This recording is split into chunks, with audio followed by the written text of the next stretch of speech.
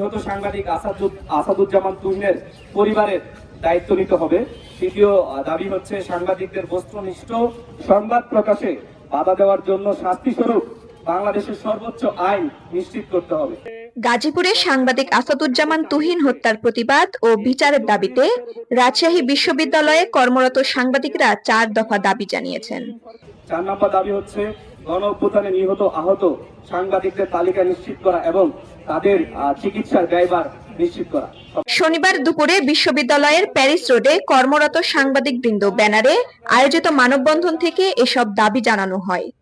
এ সময় বক্তারা বলেন, দ্রুত সময়ের মধ্যে নিহত সাংবাদিক আসাদুজ্জামান তুহিন হত্যার বিচার নিশ্চিত করতে হবে এবং তার পরিবারের দায়িত্ব সরকারকে গ্রহণ করতে হবে।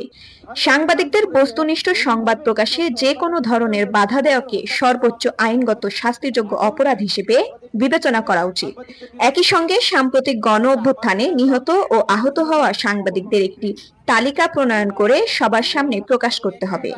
এ সময় বক্তব্য রাখেন রাজশাহী বিশ্ববিদ্যালয় প্রেস ক্লাবের সভাপতি ও জাগো নিউজ 24 এর বিশ্ববিদ্যালয় প্রতিনিধি মনির হোসেন মাহিন, রাজশাহী বিশ্ববিদ্যালয় রিপোর্টার্স ইউনিটির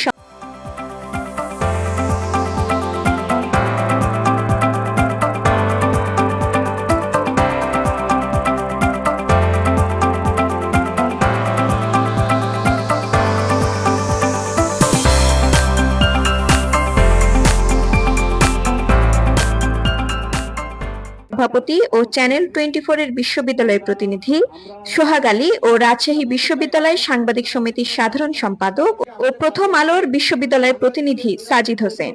মানববন্ধনে আরো বক্তব্য দেন রাজশাহী বিশ্ববিদ্যালয় সাংবাদিক সমিতির সভাপতি ইরফান তামিম, রাজশাহী বিশ্ববিদ্যালয় রিপোর্টার্স ইউনিটির সাধারণ সম্পাদক আল জাবের, প্রশিক্ষণ বিষয়ক সম্পাদক আরিফুজ্জামান কোরবান, রাজশাহী বিশ্ববিদ্যালয় প্রেস ক্লাবের সিনিয়র সহ সভাপতি সৈয়দ সাকিব ও সাহিত্য ও প্রকাশনা সম্পাদক এম শামীম। এ সময় রাজশাহী বিশ্ববিদ্যালয়ের 3 সাংবাদিক সংগঠনের প্রায় অর্ধশতাধিক সাংবাদিক উপস্থিত ছিলেন।